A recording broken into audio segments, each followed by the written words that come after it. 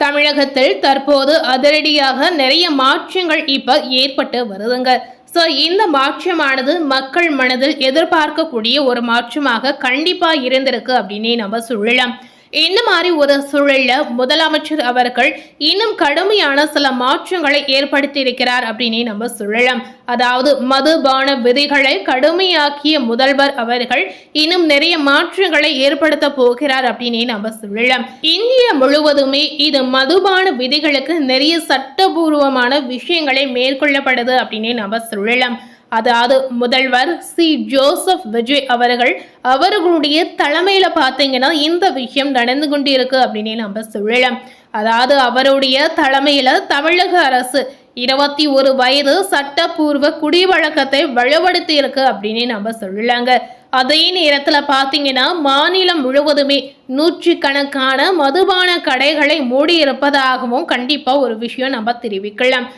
இந்த சூழல் பாத்தீங்கன்னா மக்கள் நிறைய பேர் எதிர்பார்த்த ஒரு விஷயமாகவே இந்த விஷயத்தை நாம பார்க்கலாம். முதலமைச்சர் விஜய் அவர்கள் பதவியேற்ற உடனே கண்டிப்பா அவருடைய பொறுப்பை காப்பாற்றி வருகிறார் அப்படின்னு நம்ம சொல்லலாம். அதாவது அவர் சொல்லி இருக்கக்கூடிய வாக்குறுதிகளை ஒவ்வொன்றாக நிறைவேற்றி வருகிறார் அப்படின்னு கூட நம்ம சொல்லலாங்க. அதுல முதல் கட்ட விஷயமாக மது கடைகளை மூட உத்தரவிட்ட இந்த விஷயத்தை நாம கண்டிப்பா ஒரு நல்ல விஷயமாகவே எடுத்துக்கொள்ளலாம். இந்த மாத தொடக்கத்தில் பாத்தீங்கன்னா தமிழக அரசு 717 மதுக்கடைகளை மூட உத்தரவிட்டதுடன் கோவில்கள், கல்வி நிறுவனங்கள் மற்றும் பேருந்து நிலையங்களில் இருந்து 500 கிலோமீட்டர் தொலைவில் உள்ள அரசு மதுபான கடைகளை மூடப்படும் என அறிவித்து இருந்தாருங்க. இந்த நிலையில பாத்தீங்கன்னா அவர் சொல்லியபடியே 717 மதுக்கடைகள் மூடப்பட்டு இருந்ததுங்க. இந்த சூழல் பாத்தீங்கன்னா மக்கள் எதிர்பார்த்த ஒரு சூழலாகவும் யாரும் நினைத்து பார்க்காத ஒரு மாற்றமாகவும் கண்டிப்பா நம்மளுடைய தமிழகத்துல இருந்திருக்கு அப்படின்னே சொல்லலாம். அவர் சொல்லிய வாக்குறுதிப்படியே கண்டிப்பா அவர் நிறைவேற்றி கொடுத்திருக்கிறார் அப்படின்னு கூட நம்ம சொல்லலாங்க. இதனால எத்தனை குடும்பங்கள் பாத்தீங்கன்னா மிகுந்த மகிழ்ச்சியாக இருக்கு அப்படின்னு நம்ம வார்த்தைகளால் சொல்லவே முடியாதுங்க. குறிப்பாக பாத்தீங்கன்னா பெண்கள் இந்த விதிகளை கண்டிப்பாக மனதார ஏற்றுக்கொள்ளக்கூடிய ஒரு விதிகளாக மட்டுமே இருக்க போது. அதாவது பெண்கள் இந்த மதுபால் பாத்தீங்கன்னா அவங்களுடைய குடும்பத்துல நிறைய பிரச்சனைகளை, நிறைய சூழல்களை சந்தித்து வந்திருப்பாங்க. பெண்மணிகளுக்கு இது ஒரு அவஸ்தையான நிலையாக மட்டுமே கண்டிப்பா இருந்திருக்கும். பெண்கள் எதிர்கொள்ளக்கூடிய ஒரு விஷயமாக இந்த விஷயத்தை கண்டிப்பா நம்ம பார்க்கலாம். அதாவது பெண்களுடைய வாழ்க்கைக்கு முக்கியமாக இந்த விஷயம் பாத்தீங்கன்னா ஒரு உதவியான விஷயமாகவே நாம பார்க்கலாம். நிறைய குடும்பத்துல பாத்தீங்கன்னா இந்த மதுவால் நிறைய பிரச்சனைகள், நிறைய சண்டைகள், அதாவது வாழ்க்கையை விட்டு போற அளவுக்கு நிறைய மாற்றங்கள் அவரவர் குடும்பத்துல நடந்து கொண்டிருந்தது அப்படின்னே நம்ம சொல்லலாம். அவர்களுக்கு ஒரு முடிவாகவே இந்த ஒரு விஷயம் கண்டிப்பா இருந்திருக்கு அப்படின்னே நாம சொல்லலாங்க. இன்னும் இந்த விஷயத்துல அதிகாரப்படி அதாவது என்ன கடுமையான விதிகள் இருக்கு அப்படின்னு பாத்தீங்கன்னா தமிழ்நாடு 21 மற்றும் அதற்கு மேற்பட்ட விதிகளை உறுதியாக கடைபிடிக்கக்கூடிய அதே வேளையில பாத்தீங்கன்னா நீங்க எங்கும் பயணம் செய்கிறீர்கள், விருந்து வைக்கிறீர்கள் அல்லது உங்களுடைய முதல் சட்டபூர்வ பானத்தை ஆர்டர் செய்கிறீர்கள் என்பதை பொறுத்து இந்தியாவின் மதுபான சட்டங்கள் பெருமளவில் முரண்படுகின்றன அப்படின்னு சொல்லப்படுது. சில மாநிலங்களில் பாத்தீங்கன்னா 18 வயதில் சட்டபூர்வமாக மது அருந்தலாம் அப்படின்னு சொல்றாங்க. சில இடங்களில் பாத்தீங்கன்னா 25 வரை காத்திருக்க வேண்டும் அப்படின்னு கூட சொல்றாங்க.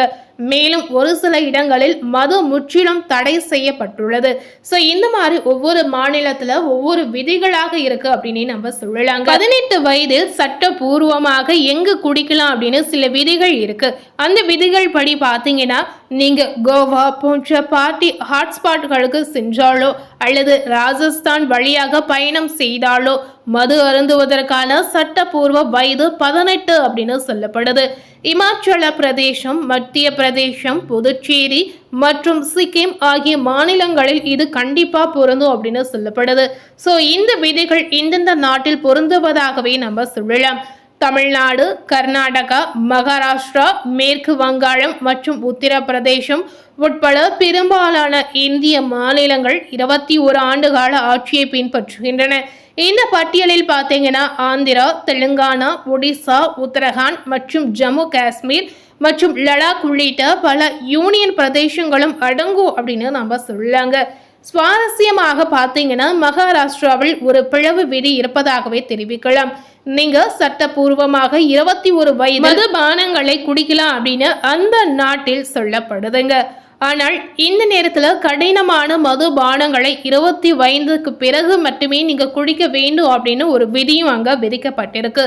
கேரளாவில் என்ன நிலை அப்படின்னு பாத்தீங்கன்னா, கேரளாவில் மது அருந்துவதற்கான சட்டப்பூர்வமான வயது 23ஆகவே இருக்கிறது. இது 21 முதல் 25 வரையிலான இடைநிலை சட்டத்தை கொண்ட சில மாநிலங்களில் ஒன்றாகவே நாம பார்க்கலாம். எந்தெந்த மாநிலங்களில் 25 வரை வரம்பு இருக்கு அப்படின்னு பார்த்தீங்கன்னா, பஞ்சாப், ஹரியானா, சண்டிகர், டெல்லி மற்றும் மேகாலயா ஆகிய மாநிலங்கள் மது அருந்துவதற்கு 25 வயதாக கண்டிப்பாக சொல்லப்படுது. அதாவது தொழில்நுட்ப ரீதியாக தலைநகரில் சட்டப்பூர்வமாக ஒரு காக்டெயில் ஆர்டர் செய்வதற்கு முன்பு நீங்க வாக்களிக்கலாம், வேலை செய்யலாம் மற்றும் திருமணம் செய்து கொள்ளலாங்க. ஸோ இந்த மாதிரி விஷயங்களை கண்டிப்பா ஒரு அதிகாரப்பூர்வமாகவே சொல்லப்படுது. மதுபானத்திற்கு முழுமையாகவே தடையுள்ள மாநிலங்கள் என்னென்ன அப்படின்னு பார்த்தீங்கன்னா, பீகார், குஜராத், நாகாலாந்து, மிசோரம் மற்றும் மணிப்பூர் உட்பட பல இந்திய மாநிலங்கள் மதுவை முழுமையாக தடை செய்து இருக்கிறது. லட்சத்தீவிலும் பார்த்தீங்கன்னா மதுவுக்கு கட்டுப்பாடு விதிக்கப்பட்டுள்ளதாகவே சொல்லப்படுது. இந்த விதிகள் கூட விதிவிலக்குகளுடன் வருகின்றன. குஜராத்தில் சுற்றுலா பயணங்கள் செல்லுபடியாகும் அடையாளத்துடன் கிஃப்ட் சிட்டியில் உள்ள நியமிக்கப்பட்ட ஹோட்டல்கள் மற்றும் உணவகங்களில் நீங்க குடிக்கலாம். இதற்கிடையில பார்த்தீங்கன்னா லட்சத்தீவு சமீபத்தில் சுற்றுலா மேம்படுத்த சில கட்டுப்பாடுகளை தளர்த்தியதாகவும் சொல்றாங்க. தேர்ந்தெடுக்கப்பட்ட தீவு விருந்தினர் மாளிகைகளில் மதுபான சேவையை அனுமதித்து இருக்கிறது. அதுபோலவே 21 வயதுக்கு மேற்பட்டவர்களுக்கு மற்ற வகையான அதாவது மதுபானங்கள் தடை செய்யப்பட்டு இருப்பதாகவே நம்ம தெரிவிக்கலாம். ஸோ இந்த விஷயம் பார்த்தீங்கன்னா தமிழ்நாட்டில் பேசக்கூடிய ஒரு விஷயமாக தற்போது எழுந்திருக்கு அப்படின்னே நம்ம சொல்லலாங்க. ஆனால் இந்த விஷயம் பேசக்கூடிய ஒரு விஷயம் இல்லை அப்படின்னே நம்ம சொல்லலாம். அதாவது இந்த மதுபானங்களால் பார்த்தீங்கன்னா நிறைய பெண்மணிகள் அவர்களுடைய வாழ்க்கையில் நிறைய விதமான பிரச்சனைகள், நிறைய விதமான மாற்றங்களை கண்டிப்பாக எதிர்கொண்டு வந்திருப்பாங்க. ஸோ அவங்களுடைய வாழ்க்கையில் இருக்கக்கூடிய இக்கட்டான ஒரு சூழலுக்கு இந்த முடிவானது கண்டிப்பாக பெண்மணிகளுக்கு மகிழ்ச்சியான ஒரு முடிவாக இருக்கு அப்படின்னே சொல்லலாம். அதாவது பெண்கள் வீட்டில் மகிழ்ச்சியாக இருப்பதற்கு இந்த விஷயமானது கண்டிப்பாக ஒரு முற்றிலும் சந்தோஷமான விஷயமாகவே நம்ம பார்க்கலாம். ஸோ இந்த மதுபானங்களை முற்றிலும் தடை செய்யப்பட்டால் கண்டிப்பாக இன்னும் பெண்மணிகள் மிகுந்த சந்தோஷத்தில் இருப்பாங்க அப்படின்னே நம்ம சொல்லலாங்க. ஸோ இந்த விஷயம் பார்த்தீங்கன்னா ஆண்களுக்கு எதிர்கொள்ளக்கூடிய ஒரு விஷயமாகவே கண்டிப்பாக இருக்குது அப்படின்னே நம்ம சொல்லலாம்.